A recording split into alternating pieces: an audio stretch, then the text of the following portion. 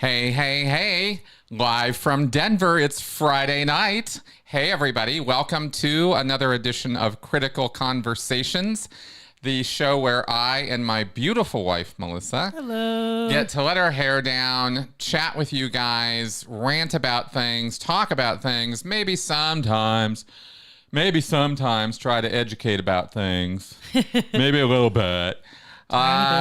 Seeing everybody in the comments, all my beautiful critics out there. We're very happy you are joining us. Do y'all remember, I know some of you may remember this and some of you have no idea what I'm talking about. But Romper Room, I see Billy and Joey and Sally. This was a very, very old children's show. Okay. And the host was this very upbeat woman. One of those where it's like almost too upbeat. Yeah, and then she would have this mirror thing at the end of the show or beginning of the show or something where there's no mirror in it, but she would look at it like she was looking through some window, and she would look at the camera and be like, "Hi out there, everybody. And all you kids out there, I see you. I see Billy and I see Joey." And she would just list out random names every show, right? Probably people in the audience or something. Yeah, and you'd be like, and as a kid, it was like, oh wow, she sees me, this kind of thing. I always feel like that when I'm always commenting on the folks in the chat, all our critics out there, Henny, and some of you, yes, definitely, Wanda, I can see you. Anyway, yeah, sometimes Juliana, you have to. Got to do a refresh. YouTube is just kind of persnickety sometimes. Anyway, happy to be here this week. Wish that this week's circumstances, we've all been on bated breath, I think. Everybody who's watching the show, or most of y'all who tune in, have been keeping track and tabs on the Danny Masterson case. We're going to get on that. We're definitely going to do some ranting because we are definitely... very impatient right now, and very, very even strung out a little bit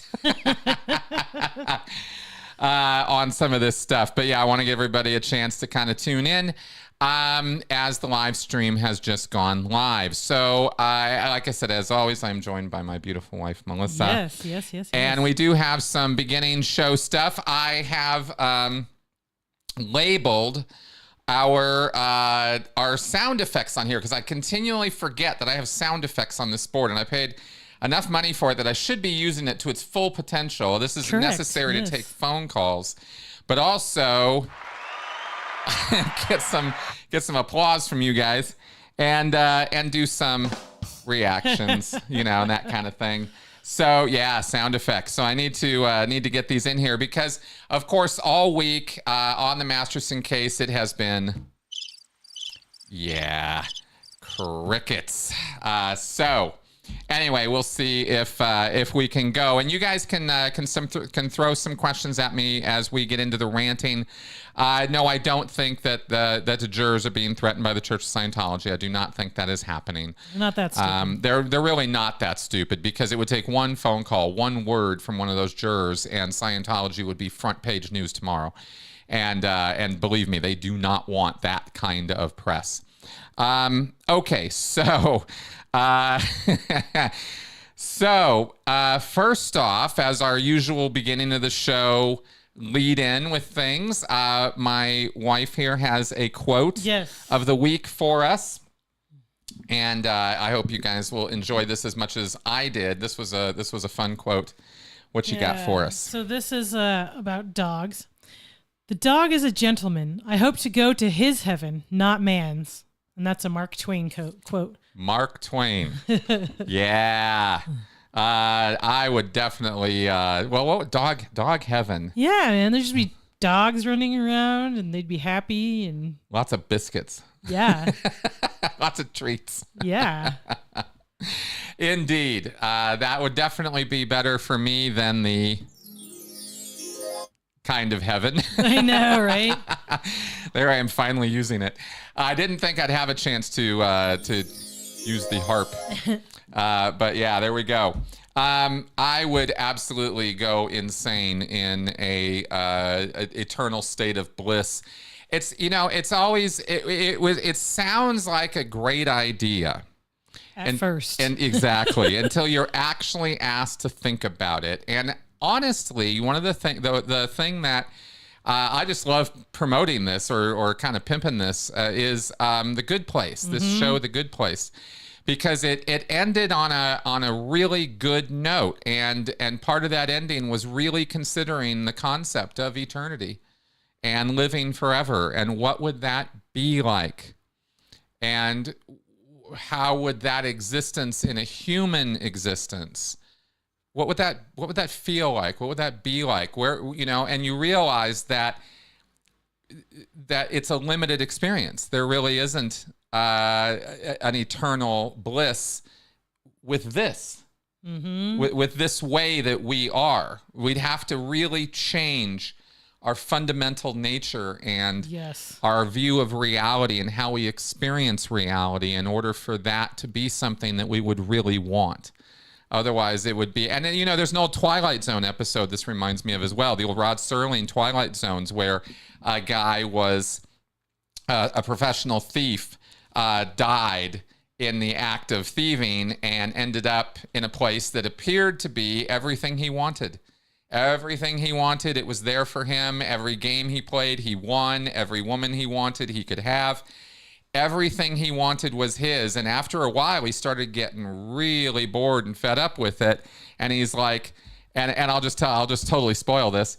And he said at the end, there was this sort of guy, this guide agent guy who would come and check in on him. And he goes, "Hey man, I maybe, I could maybe not win as much, or maybe, this could be more random." And the guy's like taking notes. "Oh, okay, maybe win only, 2 out of 3 times or something." He goes, "Yeah, but then I'm going to know it's not really the same, right?" And he goes, "Hey, maybe I could try, maybe just for a day or two, maybe I could try the other place, maybe go down there." And he's like, "Go down there, sir? What do you mean?" Right? And he's like, "Well, the other place, the hell." And he goes, oh, and he starts laughing. The guide starts laughing. And he's like, "Oh, what made you think? what made you think you were in heaven?" And the guy starts freaking out, of course, because he realizes what's happening. An eternity of winning, never losing, never being challenged, that would be hell. Yes. Eternity of anything, an eternity of chocolate cakes, an eternity of dogs. I mean, anything would eventually be too much. All right. An eternity of the song Love Shack will be in my version of hell. Oh my God. Love Shack, baby, Love Shack. And now I don't sing. Okay. So we also have, let's get going here with some of our Snuggles Not Struggles. Cam, you were waiting for it. Here it is. Our little bundle of furry love right there on our couch. Just kicking it in the living room where he often likes to sit. He's usually up on the top of the couch staring out the window, but there's our Benson. He likes to get all wrapped up in the curtains and stick his little head out. That's right. He's always keeping guard on the house. He loses his mind when when the mailman or Amazon person comes or whatever. That's right. I mean, he really loses his mind. If you're unfortunate enough to be sitting on the couch when somebody comes by, he is loud. I mean, this little guy can be loud. So anyway, there's our guy, our little bundle of furry joy. Aw. And I was telling him while I was filming him here about all of his fans, and he seemed unimpressed. Yeah, you can see how excited he is. That's right. Benson is he's almost 4. He'll be 4 this upcoming week. Yeah. Yep. Oh yeah, actually that's right. This coming up May. June 1st. Wow, that's June right. 1st, yeah. June 1st. Oh my God, we're coming into June. I know, right? Jesus. This year is just flying by. Yeah. Shih Tzus are the shit. Correct. Yes, we are we're coming up on almost the halfway mark. Well, good news on the filming front. I wanted to let you guys know I'm still going full tilt boogie on this emotional tone scale video, just to let you all know. I love updating you with this stuff. Maybe I shouldn't, but It's just been so long and so much radio silence and so long getting this thing done. But you can see storyboard templates here. I've started working this out, and I got in touch now that the script's all done, and I've been recording voiceovers here a lot of the week. Got in touch with the person who's going to be doing the animating, and she was definitely down for the ideas I had presented. And so I'm going to storyboard them out for her, so we get exactly what we get an exact meeting of the minds on that, and those things come together as well. There's a lot of shooting to do. Mel's going to help me with that around town. We're going to be going to different places here, and it's going to be very, very fun. I haven't gotten out and shot outdoors and that kind of thing in a long time, or done location shooting. You saw some early videos on my channel with some of that. And I'm looking forward to doing that again. And yes, Scion, there was definitely thunderstorms and rain and hail today in Denver. Yes, hail. That's right. It was crazy today. Okay, so let's go ahead and get into what we're going to talk about. First off, let me lead with just the news. Okay, so I'm pulling up Tony's last report here from today. Tony Ortegas from the Underground Bunker, his Substack. He's been on site in LA from the beginning, reporting on this trial, and it's been a pretty no event week as far as the trial goes, because they've just been deliberating all week. And so day 25, it's been day 7 of deliberations was today, okay, in the retrial. And here's a comparison. This is from Tony Ortega. Here's a comparison of the two juries at this point. Deliberations in the first trial began on Wednesday, November 16th. The jury had questions on each of the first 2 days. Then on the third day, told the judge it couldn't reach a verdict. I mean, that was quick. Like within a couple days, they're like, no, we're deadlocked. This ain't happening. Mm-hmm. She said, come back after Thanksgiving, after the Thanksgiving break, keep working on it. So 10 days later, the jury had to start over from the beginning because 2 people got sick. They had questions or requests for feedback. Was that a super chat? Sure sounded like it. Sounded like a super chat. Let me check that out. Oh, thank you, Darla, for that super chat. Awesome possum. Always love those. So they got back to it after the Thanksgiving break. And that afternoon on Wednesday, November 30th, the jury told Judge Almeida it was hopelessly deadlocked, and she declared a mistrial. The jury on the retrial now has already deliberated longer with fewer interruptions for questions or requests for readbacks.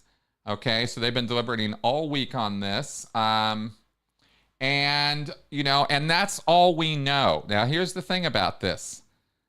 That's all we know. That's all we know. And we can't know more until this thing is done. It's frustrating as hell. I definitely understand that. I've even spoken with some of you who've contacted me separately. I get texts, my God, what the hell? What's going on? And I wish I had some inside line or news, but I don't. Nor does anybody else. All we know is this jury is deliberating. Now, obviously, what this does obviously mean is that they are not all unanimously together for or against a guilty verdict on this. That's that much we know for sure. But that's about all we can know. Interestingly, like the first jury, they asked for a slide that the defense had presented, that defense attorney Cohen had presented about guilt and how you establish guilt or something like that.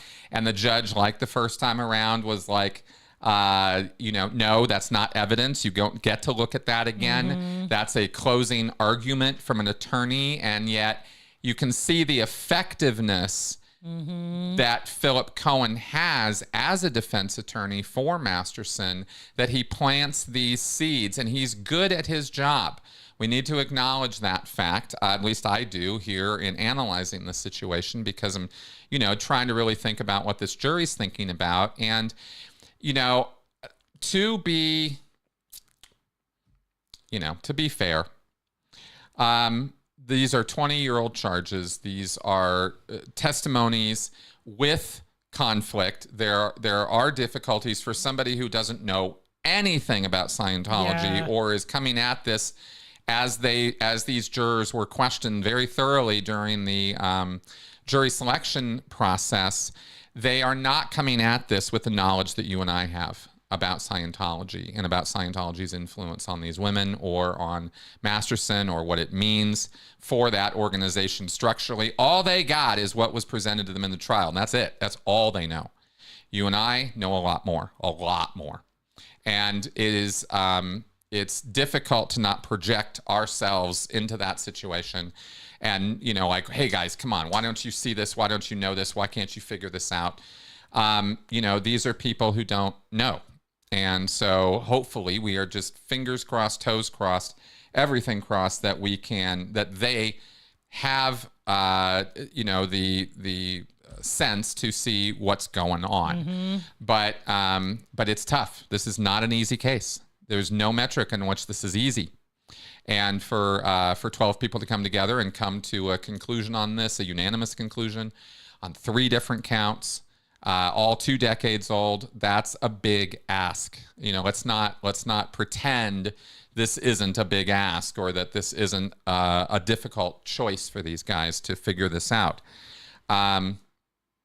You know, when you see Masterson there, you see this guy on TV, you see him sitting there in the courtroom. He's, you know, this charismatic guy, and he smiles, and he appears to be not the predatory, you know, monster that I believe he is. And that I think we all believe that he is, because we believe these victims. None of what I'm saying here is in any way trying to change anybody's mind about that. It's just, let's look at how difficult this situation is. And what this brings to mind, of course, is that the topic of the show here, right? Taking these cults, taking Scientology to task. It's a difficult task to do. It's hard to do this. People toss off as though, you know, Law and Order, SVU or something was reality. They have this idea that that's how these things work. And it's not. It's not at all how these things work. It's a total, what you see on TV in terms of represented law enforcement, both police procedurals and legal court procedurals, are total fantasies. You gotta know that. You're not looking at any aspect of reality. You're looking at dramatized reality. Yeah, it's not the same thing. And that's tough. That's hard, because when you get into the real world of law and order, and as you've seen me constantly, you know, repetitively with Cyprian and other people, when I have law experts on my show talking about this stuff, I want to tear my damn hair out. You know, I mean, I have torn my hair out. I mean, it's just, it's so frustrating to watch how the system plays out in real life, and how the advantage is 100% in the court of people with money, people with influence, people with the money to buy the high-priced attorneys, but also the money to wait out plaintiffs who are trying to bring suits against corporations or cults who just don't have the resources to do it. And you can go all the way back, and in fact, I encourage you all to go back in Scientology history and look at how long it took Lawrence Wallersheim, the one guy who's actually taken Scientology to task and made them pay. It took over 10 years to get that case run all the way through. And at the end of it, he got enough money to pay his lawyers, and that was about it.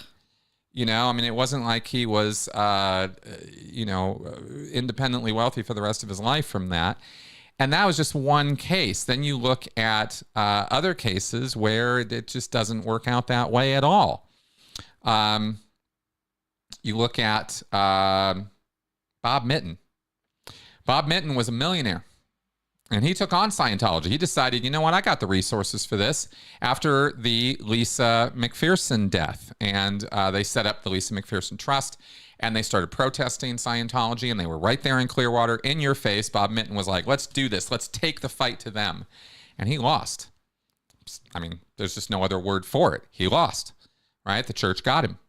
They got some information. They did some spin. They did some things. It's a whole story. It's a whole big, long, epic story, really.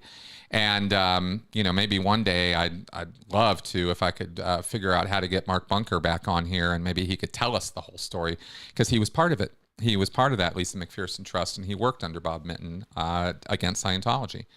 Many years before he was a city council member for Clearwater.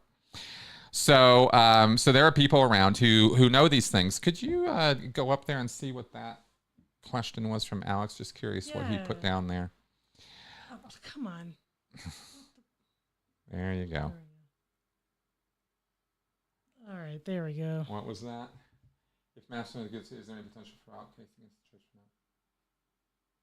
Well, here's how that's going to work, Alex. Alex asked the question, if Masterson is found guilty, is there any potential for a follow-up case against the church for not reporting earlier or obstructing justice for encouraging the JDs to not report to the police? No, in reality, no. I'd like to say, sure, theoretically that's possible, but no, I don't see Scientology being brought before, criminal charges for not reporting based on the testimony of what came up by the JDs in this trial. I don't see that happening. What I do see happening is a win on this will make this civil case against the Church of Scientology by these Jane Does have more oomph and more push. But either way, there's a very good chance that those women are gonna win that civil case, just like OJ was found not guilty for the crime of killing his wife, and Ron, what's his name? Oh God, what was his last name? Yeah. Kind of awful. I don't even remember. I know, right? But was found guilty or liable in a civil case that the families brought. So similarly here, we're going to see a civil case move forward after this criminal case, regardless of the results of the criminal case against Masterson. We're going to see a civil case brought, where the Church of Scientology is a named defendant and Danny Masterson is a named defendant in them having stalked and harassed these victims. And that will definitely move forward. And I think they'll definitely be able to make that case. Also on that, we have seen reporting from Tony recently of a private investigator who worked for the Church of Scientology detail line by line, blow by blow, surveillance operations she engaged in for the Church of Scientology that they were paid for. And when she was kind of first cutting her teeth on surveillance and being a private investigator and that kind of thing. And her conscience got to her after enough years, and she has reported to Tony and given some scoop on what it's like to work for the Church of Scientology. And that's been very, very eye-opening. And hopefully that kind of information can be used, or, maybe she could even be a witness of some kind in that civil trial. It's not a direct thing because she didn't work on surveilling the Jane Does, but maybe to establish the history of how the Scientology operates with PIs. And we'll literally just camp out in a house across the street, rent that house out, spend millions of dollars, hiring private investigators, hiring lawyers, following people around 24/7. Just absolutely ridiculous use of tax-exempt funds, right? Money that is all tax-exempt. Ron Goldman, thank you, Susie Q, for that fair gaming, right? And that trial, that civil trial, exactly. That is going to put fair gaming under a microscope. That's what that trial is going to do. That civil trial will have press. It will have media coverage. Scientology is a media-worthy topic, and people are going to be very interested in seeing in a court of law a breakdown of evidence showing how fair gaming actually happens. And in that case, the Jane Does are not going to be muzzled about how they have been stalked and harassed. They could not go into detail in this case, in this criminal case, because Masterson isn't the one stalking and harassing them. He's not the one sitting outside their house. So it couldn't be really talked about other than the fact that it's happening. That much was very much in this case, but that was as far as they could go. In the civil case, we'll see a lot more on that. And so I think that because it's a civil case and the bar of liable, not liable versus guilty, innocent is is a bit less, I think we're going to see some positive results on that. But that's not the same thing as putting Masterson behind bars. And that's what we really want, is we want this predator. We all believe that these things happened and that these women were attacked. And so we want this guy behind bars because that's called justice. So we'll see, what happens with that. Now I am seeing. Yeah, we have someone in the queue. Yeah, I see we have a call in the queue. So you know what? Let's go ahead and pick that up right now. Let me put my headphones on here. Actually, I did want to say a couple other things first before we get to the calls. Okay. Yeah, sorry about that. False alert. Sorry. This is. I know that this is difficult. Okay, I know this is hard. It's not any fun for me any more than it is for you guys to watch the wheels of justice grind so goddamn slowly, not only in the Masterson case, but in cases in general. A lot of civil suits get brought against these cults because no criminal cases get brought against these cults, or so very few of them. When they do, it's headline news. And how often do we see that? Not very often. It's really frustrating. And there are a lot of criminal activities that just get brushed under the rug. People don't want to talk about it. They make excuses for it. They rationalize it away, whether it's the Catholics or whether it's the Scientologists. And we don't see criminal charges brought against criminal behavior. This is very frustrating. This has been frustrating for the last 10 years for me to watch. And the only way that I have come to any kind of peace of mind or stability in regards to dealing with that fact of life is that the public exposure of what we do, what you guys contribute to, what the other channels do, what Leah has done with her series, what Alex Gibney did with his documentary, those are public awareness activities. Those are PR activities. That's what works all the time. We can't seem to get justice to work in the criminal courts for this stuff. And I got my fingers crossed, I got my toes crossed that this jury is somehow trying to convince one dude on that jury that he did it. I'm hoping that's the case, right? That they're just trying to get one guy to go, okay, he's guilty, as opposed to, but it could be the other way around. There could be one holdout on, not guilty. There are so many things. There's so many possibilities, right? It's always a little bit of a crapshoot, in other words. It's a dice roll. And I wish it weren't, but it is. And so, do we want that system versus a more authoritarian system? Yeah, we do. Will people misuse authoritarian systems, right, to oppress minorities and oppress people they don't like? Yeah, they will. 100% of the time they will. So we don't want a different system. Nobody else has come up with a better system than the one we've got right now. I'm more than happy to have justice reform and changes to this system, but I'm no way would I ever recommend doing away with our system. No. When you look at what goes on in the rest of the world, what they laughingly call justice, it's terrifying. So yeah, this is a crapshoot. Yeah, this is difficult. Yeah, exactly. Right. Juliana brings up another great example, Elizabeth Holmes. This woman has been skipping around, getting pregnant, doing everything she can to stay out of prison. Right. And she's a cult leader and she's a narcissist and she's a predator. That is who Elizabeth Holmes was. Yes. She was the that blood testing woman. I did a whole podcast on that. I can't. Again, the name of the the company. The company. It's a weird name, I was grossly mispronouncing it for the longest time too. But here's another case, right, where somebody with a good amount of money who was being supported by other people, right? There it is, Theranos. Yeah. Thank you, guys. It's just another example of you got enough money and you got enough clout and you can game the system. That's really what we're talking about. They can game the system.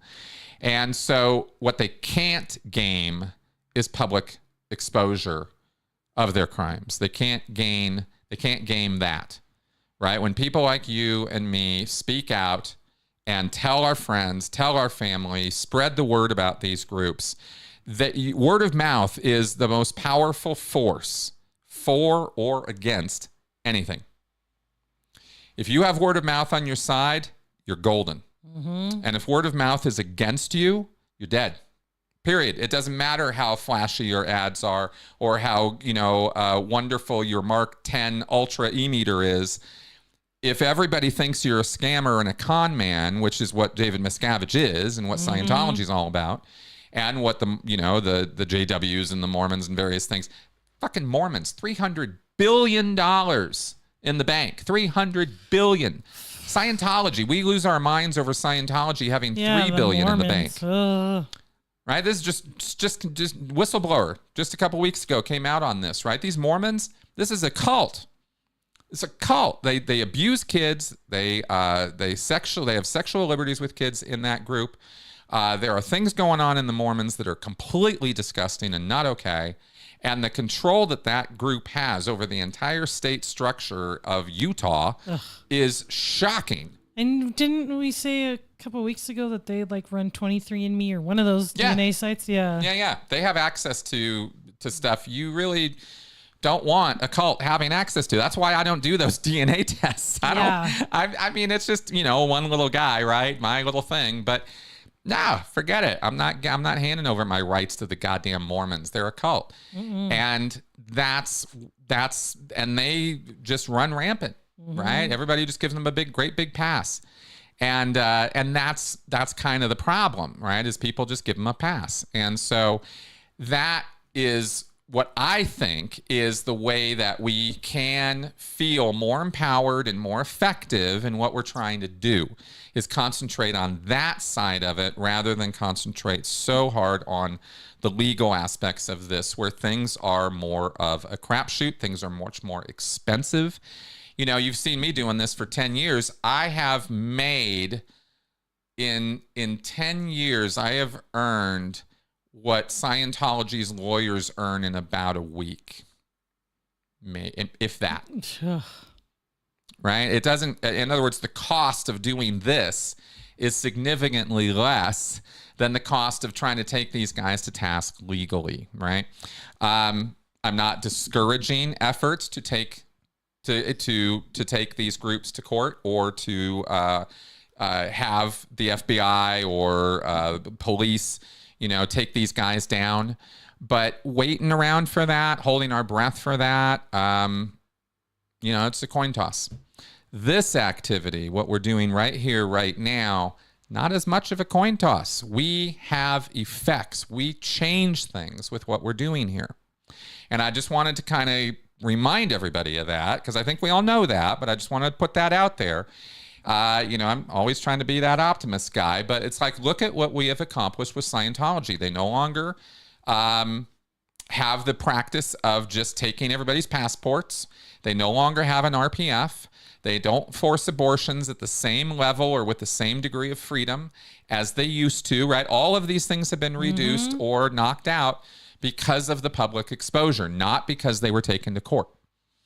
Just because enough people know how dirty their hands are, they had to cut back on some of those activities or cease them altogether. That's positive change. It's not enough change, not by any stretch of the imagination, right? Not until they dismantle OSA, stop disconnecting from people, and knock off those ridiculous OT levels and charging millions for it, right? That's just fraud. It's just a con. But it's something better than nothing. And unfortunately, with these court cases, we tend to get an awful lot of nothing. And it's very frustrating. It's very frustrating. So that's my rant. That's what I wanted to say about that. It's not a fully formed argument, and I'm sure there are things I'm missing here, but these are just my thoughts as we're sitting here after this week of no results from the jury, and I'm trying to think of what can I fucking say about this? It's like it's bad, but it's not hopeless. Right, I think that's what I'm trying to say. I think that's what I'm trying to say. And as far as we know, the whole, Leslie, is asking this question here. As far as we know, the whole does not exist. We don't know, but the idea, as it did exist in the 2000s, that's gone. That's no longer there. We've already seen drone footage of the bases and stuff, and those don't exist. However, as I said with the RPF, yeah, they canceled the RPF, but all the tools and all of the oppressive techniques they have, they still got. And they're definitely still using them. So is there an RPF? No. But will they still put somebody through security checking and physical labor? And will they still do truth rundowns? And, which is what I call concentrated gaslighting. Yeah, they will. And they do. And that's why we have to keep fighting. That's why we never really stop. And you'll see, as you have seen with my channel for years now, I am not just about Scientology. I am about all of these groups and all of this stuff. And it's a big, big, big deal. It's a big topic. I'm never going to not have content because of this, right? Because there are always predators out there, taking advantage of other people. Yeah. It's just something human beings do. Sucks, but you can't stop it completely. No, you can't. But you can expose it, and you can stop incidents of it, and you can put predators in jail. Harvey Weinstein is in jail. Yep. I mean, you can do it. It can happen. But look at what it takes. Look at what it takes, right? Y'all might remember my interview with Susan Dones from Nexium. If you didn't see that, check it out. It was a few months ago, podcast with her. She was somebody who got out of Nexium before the whole thing imploded. And she went to the New York Attorney General's office with all the data in 2012, years before it blew up. New York Attorney General's office did nothing.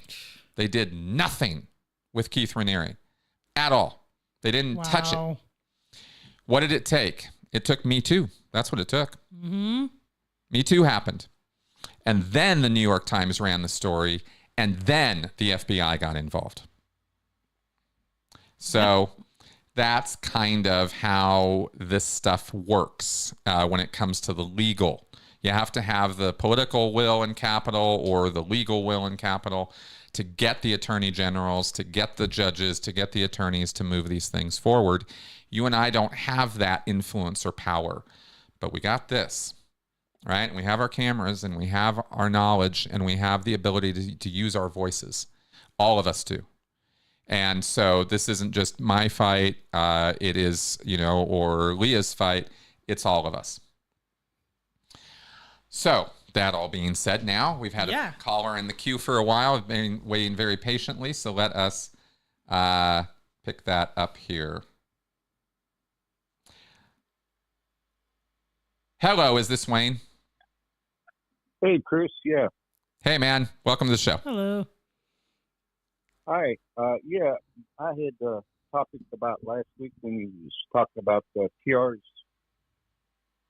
You remember you did a whole show about TRs. About TRs? How, toxic, how dangerous they were. The TRs processes. Oh, the objectives. Yes. The objectives processes. Yes, thank you. Yeah.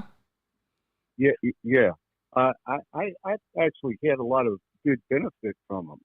I was on it for 2.5 years, 5 days a week, 2 hours a day, and I got tremendous benefit from them. Okay.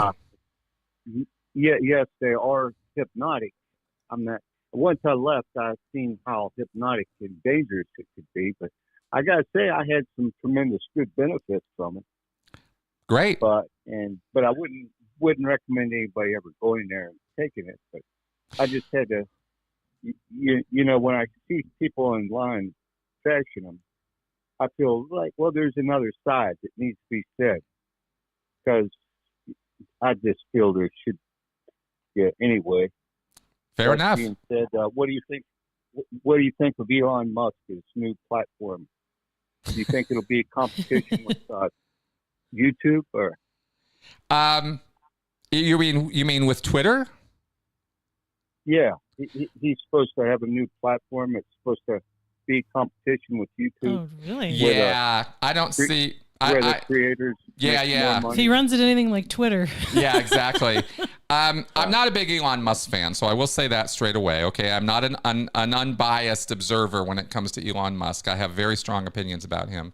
Yeah. I see an awful lot of L. Ron Hubbard's personality reflected in the way Elon Musk acts, and that's a vast concern to me, given how much power and influence he has right now.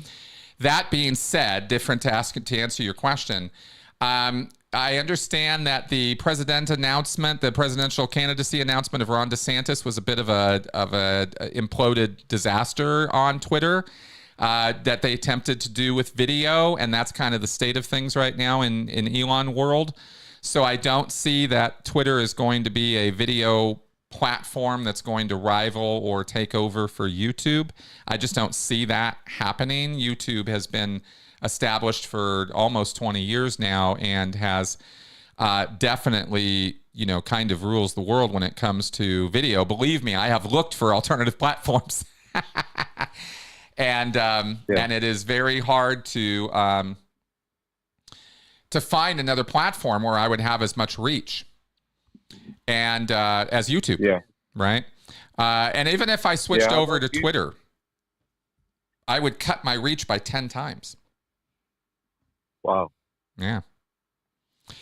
Well, that's all I had for you. But thanks. You're doing great, and I love your show. Thanks a lot. Awesome. Thanks, Wayne. Thank you. Thank you very much.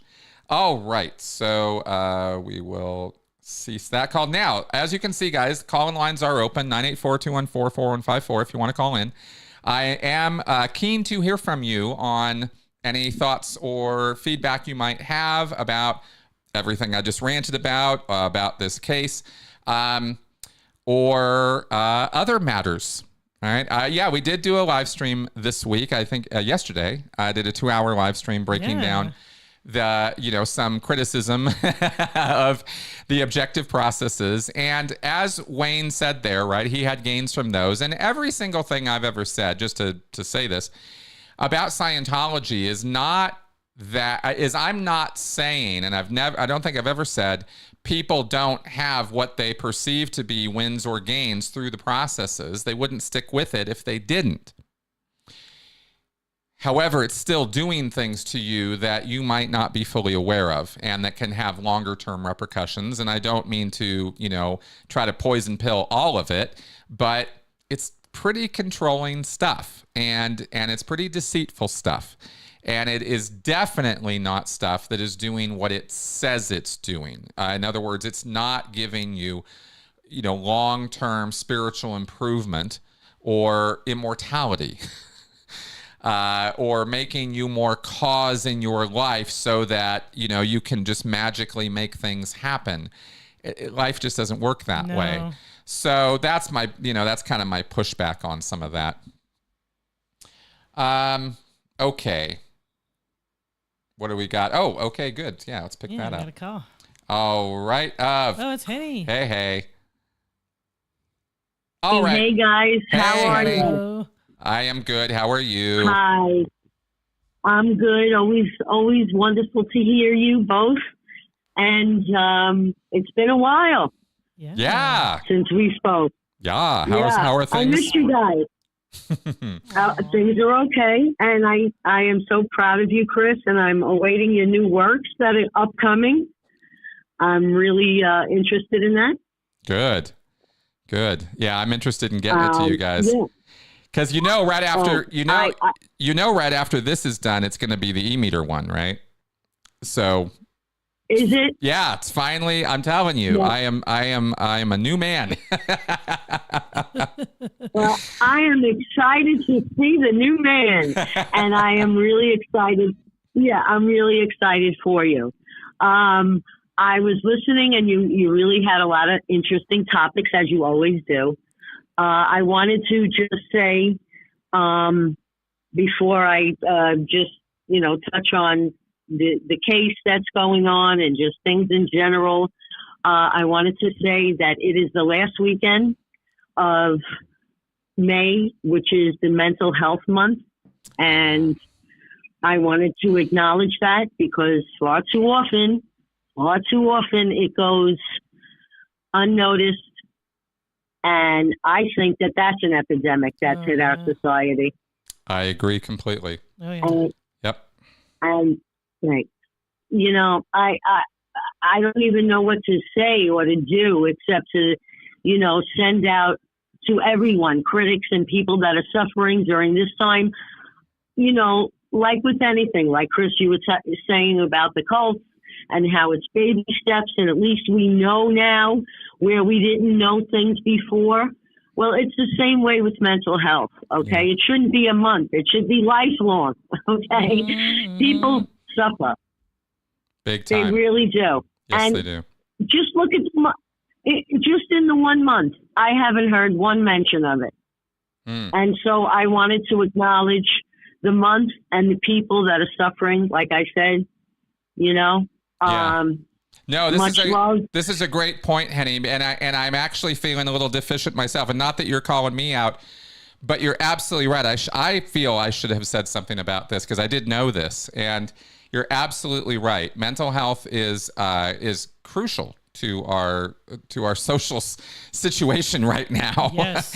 to say the least. You know, and I think that awareness is the very first step. There's so much work to be done in this field. Chris, and this leads me right into the trial, okay? Mm-hmm. Because the reality is we have women who are victims, who are suffering emotionally. You know they are. Mm-hmm. And in my opinion, where there's three, there's more. Oh, yeah, for sure. That's just my outlook, okay? Oh, yeah. Mm-hmm. These things don't just happen like that. Thank you, Melissa. I can't see your face, you know. I'm sure there's so many more. But no, yes. Okay, so I hope that logic plays a part in this as well. But I just don't want to, how can I say, like, forget the struggle that people have during mental health, with mental health, with with being well, with not being, victimized by cults and people that undermine and look to, charm you and make you, mentally unwell. Big time. It's a very, Big time. Yeah. That's right. So I'm just giving love to them. Yeah, go ahead, Chris. Well, I have something to talk about, but I'll probably do it after we get off the phone because it's a little bit of a thing on this topic. Okay, good. But I wanted to thank you for bringing this up because it actually is goosing me to talk about this because I wasn't sure if I was going to, but I think I will. So thank you for this. I'm glad. Yeah.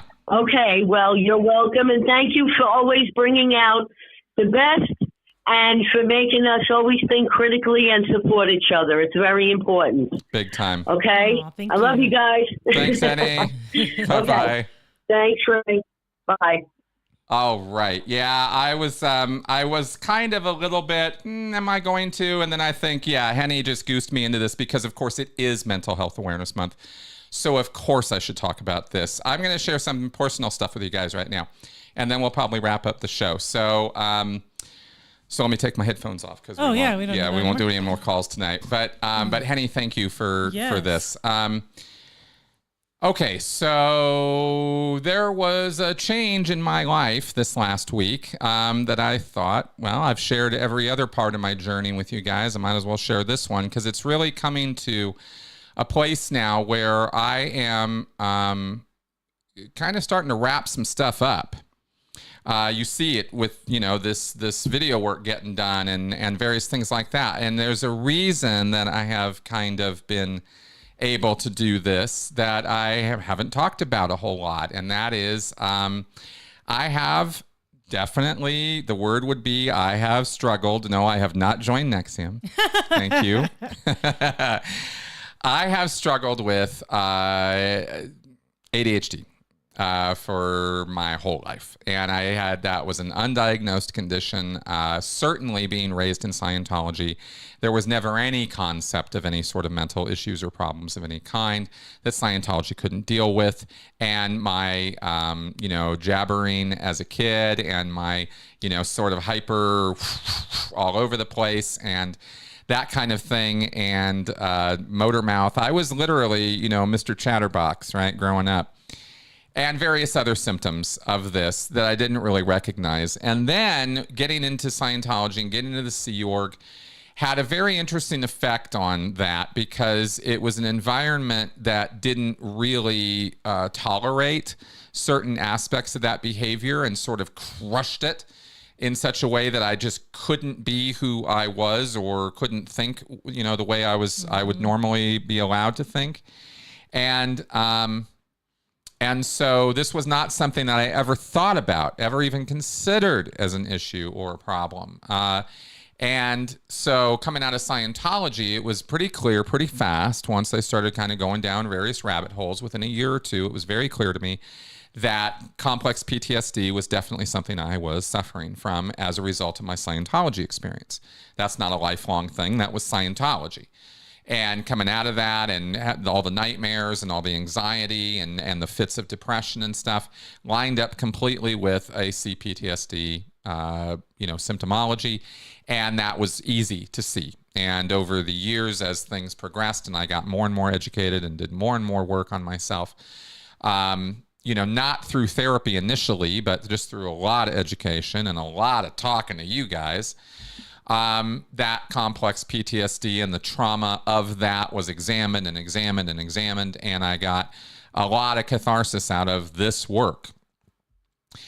But this ADHD thing kept getting in the way. The more that trauma was going away, the more this other stuff started coming up and becoming more obvious to me, becoming more like in my face.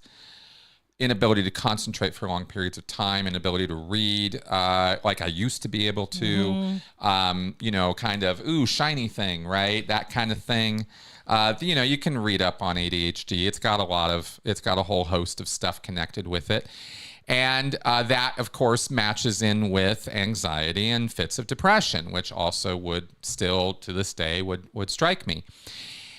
So, again, as I'm sort of moving toward trying to, a lot of that trauma, a lot of that PTSD symptom stuff is kind of now no longer around. I don't have nightmares like I used to. Still have them every now and again, but not anything like what I used to. And still have, some various fits of anxiety or depression from time to time, but not quite as bad as I used to. But this ADHD thing then started coming up, and it made my work very difficult to do. And I started getting really down on myself because, again, I wasn't seeing it for what it was. I kept blaming myself. I kept thinking there's something wrong with me. I'm getting older. I don't have energy. I don't know. My attention's all over the place. It's hard for me to concentrate. And that was one of the reasons these projects were sitting around for so long, is because I would get to them and bounce and get to them and bounce. And I had it all kind of fully formed in my head as to what I wanted it to look and sound and feel like, but I couldn't get it done, right? Now, the benefit of this, the good part about this taking this long, is you're going to get a far superior product than you would have gotten if I had produced it a few years ago, because I got a degree and because I learned a lot more about emotions, and because I've learned a lot more about this material, I'm able to put all that in this thing. And you've seen me discuss things on this channel and on this show even that reflect that, right? All that education and work is now informing everything I do. And when I talk about emotional needs, that comes out of the research on the emotional tone scale video. When I talk about morality, that comes out of this research that I, for my master's and research into dealing with my trauma, right? So all of this stuff is one big ball of, it's all progress forward. But I took the big plunge 2 weeks ago, and not only have I been doing talk therapy for a couple years, but I've now gone and seen a psychiatrist, not just a psychologist. And so the psychology and the talk therapy was awesome, but it's not going to deal with ADHD the same way that they can deal with it through psychiatry. And after all of the years of Scientology and the anti-psych stuff, and I was all in on that. I knew all about it. I read the books. I knew the Nazi history. I knew all of that stuff. And I was a firm believer in the conspiracy theories of Scientology, that psychiatrists were the ones who brought about the Holocaust. Thank you, Wensley, for that super chat. That's awesome. Thank you very much. No, my degree was not in virtue signaling, Colonel Brock. My degree is in the psychology of coercive control, but thank you for asking. So I decided that I needed to see somebody professionally about that, and so I am now on a medication that is dealing with that problem. And because of that, that's what's gotten all this work done. I got to be honest. I got to tell you guys straight up, right? I'm a hard worker. I've always been a hard worker, but it's been very hard to focus on one thing and stick with it for a good enough time and a long enough time to be able to get this shit done. And now that's happening. And I am super pumped about it. Very excited. It has been rejuvenating for me. It has been kind of not rehabilitating, but certainly exciting.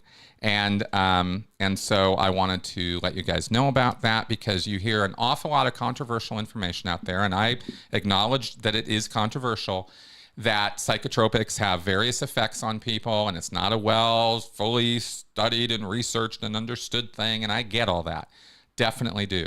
But I know from personal experience now for myself, and also from years of being with Mel here, that it can help. Yeah. And it is helps helping me. Yeah, I've watched it help you for years. Yeah. And now it's helping me. And so is it going to help everybody? No. So is this a one-shot solution for everybody? No. But it's sure working for me. And so I wanted to share that with you guys, is just, again, the whole purpose of the channel, Chris's recovery from Scientology and otherwise. And I'm really going like gangbusters right now, to go from months and months of, trying and struggling and guilting myself and not feeling like I was with it and not feeling like I was adequate to the task, and still producing content every single week for you guys, still doing the Q&A show. Thank you, Apostate Alex, for that super chat. Very, very appreciated. And that message, thank you. I definitely appreciate it. But after, all this time, years now of feeling very guilty and guilting myself more than any of you have ever guilted me over this, I wanted to let you guys know that there has been a change, and that change has resulted in real world change. And I'm very, very happy about that. And if things change again, you'll hear about it. I'll let you know. I am an open book here. That's been the whole point of me putting myself behind a microphone in front of a camera, is to be open with you guys, because hopefully what I'm going through can somehow help inform you guys, so you don't have to go through it, or you can be helped by some of what's been helping me. And yes, I do still feel myself, very much so. I'm not in any way, my personality is not changed. I'm just excited and focused. It's focus that's really been the change, okay? Nothing else has changed as far as how I think or act or anything like that. And we're still in early stages, but... Yeah, it doesn't turn off the blabbing in your head. No, it doesn't do that.